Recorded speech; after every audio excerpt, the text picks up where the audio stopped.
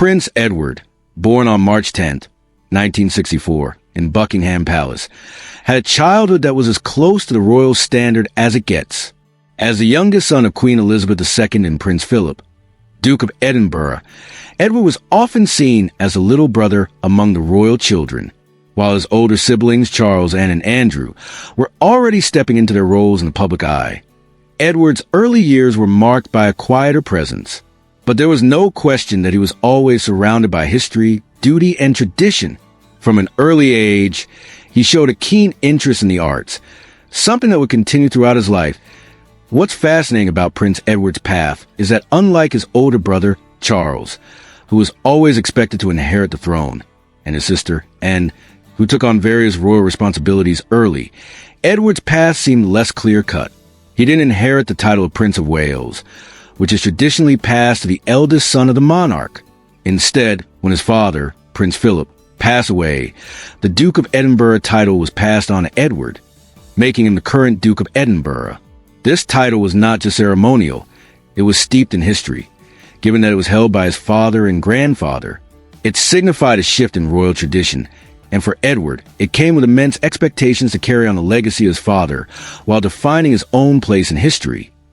Prince Edward's foray into the military came after a few years of education and exploration into different interests. After attending Gordonstoun School in Scotland, an institution known for its rigorous academic and physical training, Edward went on to serve in the Royal Marines. His decision to pursue military training wasn't a random one. The royal family has always had a strong military connection, and it was almost expected for male members of the family to serve in the armed forces. His uncle, Prince Andrew, for instance, served as a helicopter pilot in the Falklands War. But Edward's journey through military training was short-lived. Though he had passed the initial stages and seemed to be a promising cadet, Prince Edward left the Royal Marines training just 10 weeks before completing it. He explained later that he had realized the physical and mental demands of the military were not aligned with his true calling. This decision was a significant one. Many might have expected him to continue and ultimately serve in the military, but instead, Edward made the brave decision to step away.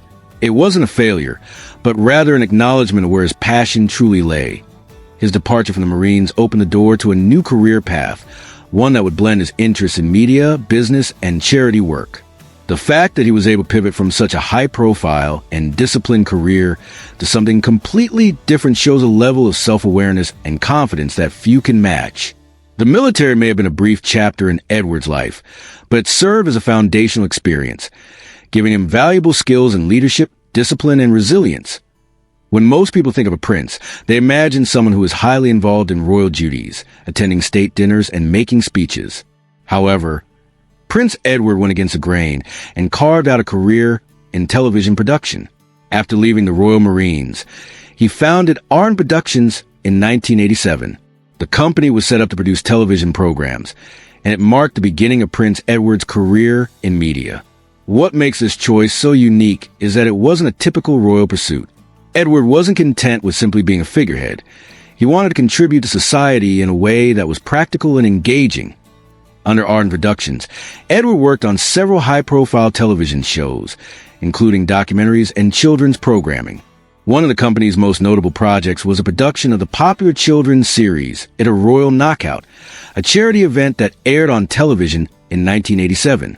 The event brought together members of the royal family and celebrities to participate in a series of wacky games, and although the program was criticized by some for being somewhat trivial, it showed Edward's willingness to embrace the media and entertainment world in a way that was far removed from the traditional royal image. While Arden Productions didn't last long, Edward eventually sold the company. It had a lasting impact on his reputation. The fact that a member of the royal family had ventured into the competitive world of television production was a bold move, and it gave Prince Edward a different kind of public profile. He wasn't just a royal. He was a businessman, a media producer, and a man who understood the power of television in shaping public perception. Prince Edward's life has been characterized not only by his royal duties, but also by his deep involvement in philanthropy. Over the years, he has become a patron of numerous organizations, many of which focus on education, the arts, and young people. His charitable work is extensive, and he has used his position to make a tangible difference in various fields. Whether it's promoting education through his role as the chair of the Duke of Edinburgh's award program or advocating for the arts, Edward has consistently demonstrated a passion for giving back to society. The Duke of Edinburgh's award, which was founded by his father in 1956, has been a significant part of Edward's philanthropic life. As the current Duke of Edinburgh, he has continued his father's legacy of inspiring young people to challenge themselves, gain new skills, and contribute to their communities. The award program has reached millions of young people across the world and remains one of the most recognized youth development programs globally.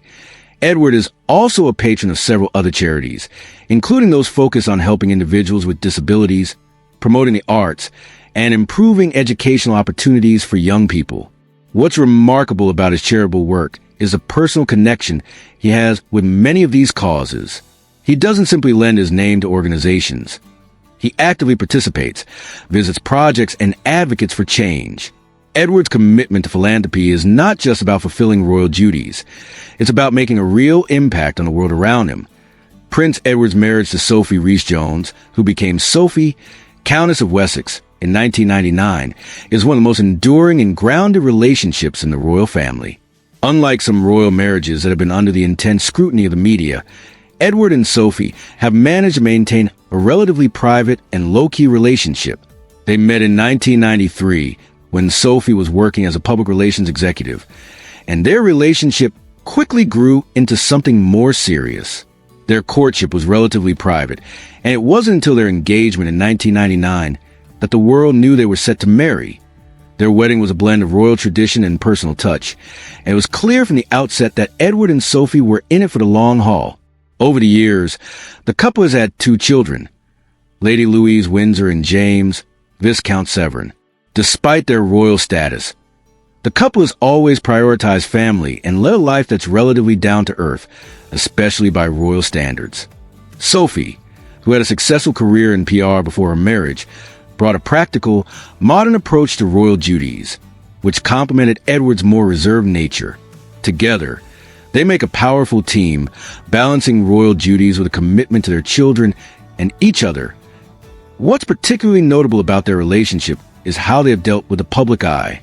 Despite being in the spotlight, they have managed to maintain a sense of normalcy. They take vacations as a family.